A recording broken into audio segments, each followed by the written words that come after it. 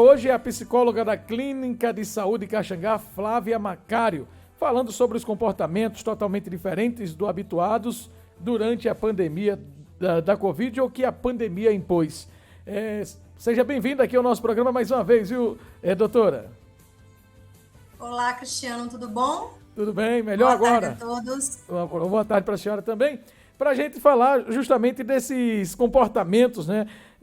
Que comportamentos são esses que passaram a Covid, o isolamento, passou a impor na nossa sociedade ou no nosso povo e que a gente está tendo que se acostumar com ele, doutora? Cristiano, a gente tem passado por um momento bem conturbado e bem atípico, não é mesmo? E quando a gente fala sobre esse, né, que comportamentos são esses, o comportamento do confinamento, ele trouxe aí um acentuado movimento de tensão, de angústia. A gente vê comportamentos tanto infantis, adolescentes e adultos de ansiedade, né, comportamentos depressivos. Vemos também uma forma de lidar com a nossa família, com os parentes e com os cônjuges de maneira muito mais arredia, né?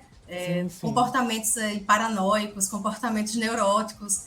Todos esses comportamentos a gente pode olhar com muito carinho nesse processo de pandemia. Doutora, o número de pessoas que têm buscado ajuda nesse sentido, né, para minimizar os danos emocionais causados na pandemia, aumentou no seu consultório?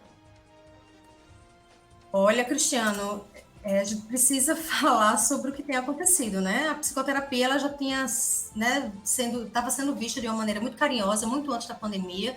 A gente estava percebendo uma desconstrução a respeito dessa busca pela saúde mental, mas com com a chegada da pandemia, desse momento tão delicado que é da Covid-19, percebemos sim aumentos significativos, né, na busca da saúde mental, né, na busca da psicoterapia, sim. E quais os problemas foram acentuados por conta da pandemia, do confinamento? Nos adultos, a gente percebe um aumento, né, expressivo da ansiedade, da insônia e comportamentos também compulsivos, seja eles, né, do alimento, seja eles da bebida alcoólica, jogos. E aí a gente percebe não só a ansiedade como um comportamento que cresceu, mas também os comportamentos de compulsão. Nas crianças, a gente percebe uma agressividade bem maior, bem mais acentuada. E por falar em agressividade, nesta convivência forçada, né? Porque muitos casais, por exemplo, só se viam à noite, o marido saía para trabalhar, a esposa também, ou vice-versa. E aí, como não se via com muita frequência, não havia tanta confusão. Com este confinamento, essa convivência forçada pode contribuir para o aumento da violência conjugal também, doutor?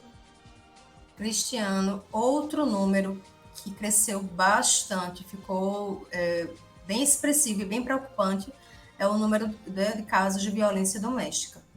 Então, como você muito bem colocou, essa convivência forçada, né, tem trazido aí esse aumento desses números, e aí a gente precisa olhar com muito carinho para o que está acontecendo. Né? Não temos mais limite de convivência, nós precisamos agora estar 24 horas, né, lidando com os nossos parentes, lidando com os nossos filhos e cônjuges, e aí, quando não temos um processo emocional muito bem trabalhado, é possível que ele se desorganize, sobretudo nesse processo de confinamento, sim. Automaticamente também aumenta o número de divórcios, né, de separações. E o que fazer? Quais são as dicas para lidar com esse novo normal, para não deixar que isso afete tanto o psicológico, doutora? Cristiano, a gente, né, pede muito para que essas pessoas possam se dar um pouquinho de atenção inicialmente. Por quê? Porque a gente não consegue lidar com as nossas questões a serem resolvidas se a gente não atribui um pouquinho de atenção para nós. Aquele famoso olhar para si. Sim. Então, para que a gente possa identificar quais são as questões que andam assolando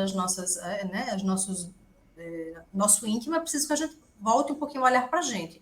Então, olhar para ver se a gente se percebe cansado demais, estafado com questões de trabalho, exaustos com a questão familiar. Então, a gente precisa identificar inicialmente. E para identificar, é preciso que a gente serene pelo menos 1 hora, 1 minuto do nosso dia, para que a gente possa perceber o que está em desordem em nós. E aí buscar ajuda. Sim, Hoje sim. temos muitas formas de buscar ajuda.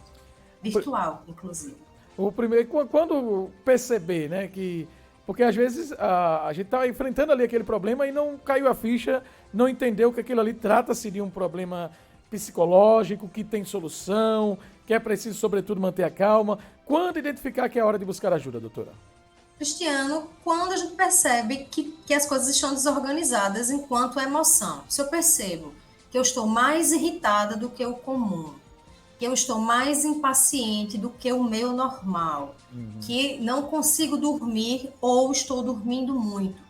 Sempre os opostos, sempre os polos, ou muito ou pouco. Quando a gente não consegue chegar no meio termo, isso já é um sinal que a gente precisa dedicar uma atenção.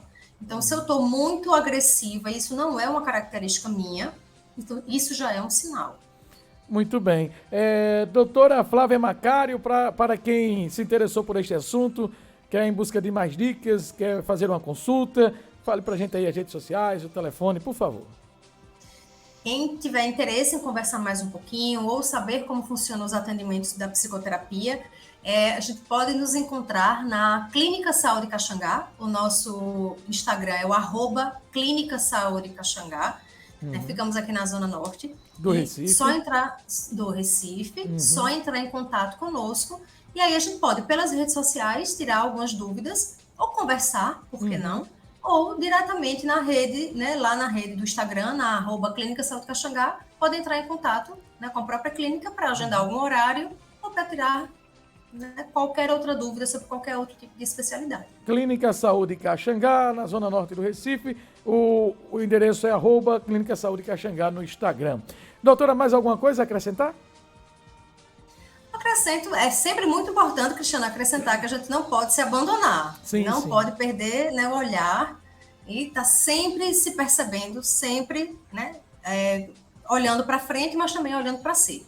Muito Quero bem. agradecer esse momento, esse carinho e deixar um abraço a todos. Nós aqui agradecemos a doutora Flávia Macário, psicóloga da Clínica de Saúde Caxangá, conversando com os nossos ouvintes.